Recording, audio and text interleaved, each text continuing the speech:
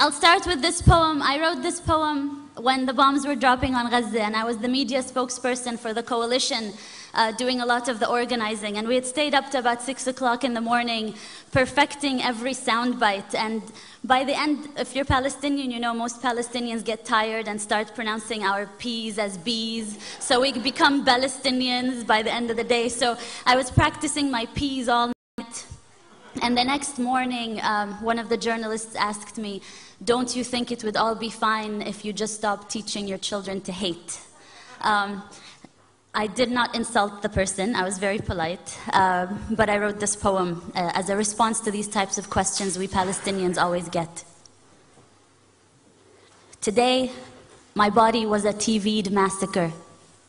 Today, my body was a TV'd massacre that had to fit into sound bites and word limits. Today, my body was a TV'd massacre that had to fit into sound bites and word limits, filled enough with statistics to counter measured response. And I perfected my English and I learned my UN resolutions. But still, he asked me, "Ms. Ziadah, don't you think everything would be resolved if you would just stop teaching so much hatred to your children?" Pause. I look inside of me for strength to be patient, but patience is not at the tip of my tongue as the bombs drop over Gaza. Patience has just escaped me. Pause. Smile. We teach life, sir. Rafeef, remember to smile. Pause. We teach life, sir. We Palestinians teach life after they have occupied the last sky. We teach life after they have built their settlements and apartheid walls. After the last skies, we teach life, sir.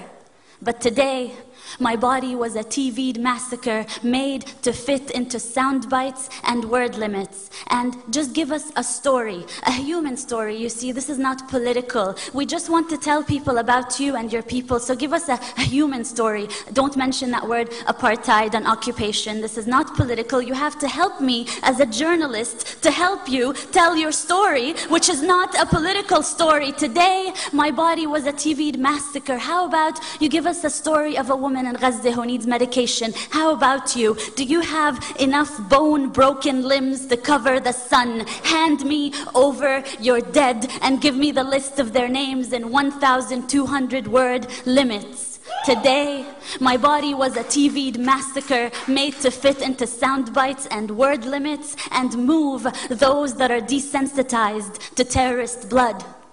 But they felt sorry.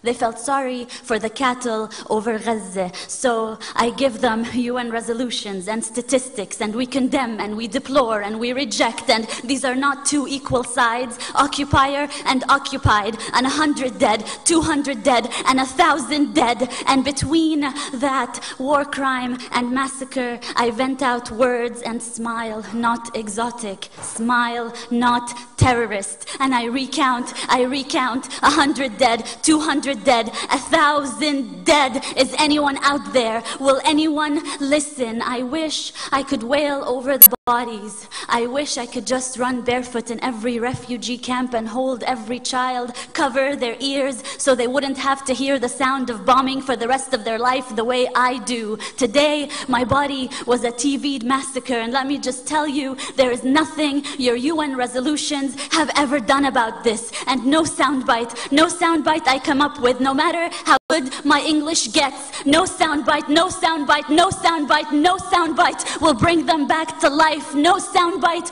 will fix this. We teach life, sir. We teach life, sir. We Palestinians wake up every morning to teach the rest of the world life, sir.